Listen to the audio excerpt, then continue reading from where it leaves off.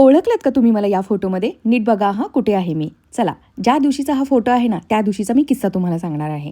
12वीची board exam संपली. Last paper झाल्यानंतर घरी येताना नेमकं त्याच दिवशी प्रवीण आमच्या बसमध्ये होता आणि मी पाहिलंच नव्हतं चक्क. काही गावं गेल्यानंतर जसजशी बस रिकामी होऊ लागली आणि माझ्या बाजूची जागा रिकामी झाली, तसा हा डायरेक्ट माझ्या बाजूला येऊन बसला.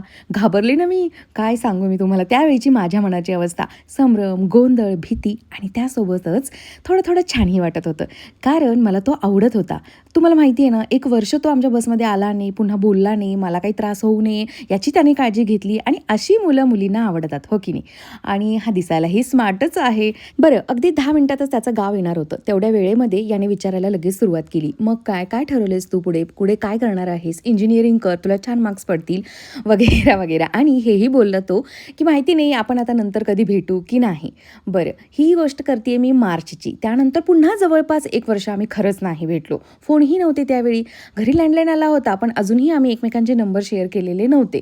12th नंतर मग मी मात्र त्याच कॉलेजमध्ये BScला फर्स्ट इयरला असताना प्रवीणने मात्र कॉलेज चेंज केलेलं होतं आणि एक दिवशी पुन्हा अचानक आम्ही भेटलो आणि तोच दिवस होता 1 फेब्रुवारीचा, ज्या दिवशी माझ्या जवळच्या मैत्रिणीचा म्हणजेच प्रज्ञाचा वाढदिवस होता. बर्थडे नंतर घरी जाताना बसमध्ये आम्ही मैत्रिणी बसलेलो असताना त्याने आम्हाला बसमधून उतरवून उसाचा रस पिणार का हे विचारलं होतं. हल्लीची मुलं कॉफीसाठी विचारतात, मला उसाच्या रसाबद्दल विचारलं गेलं होतं.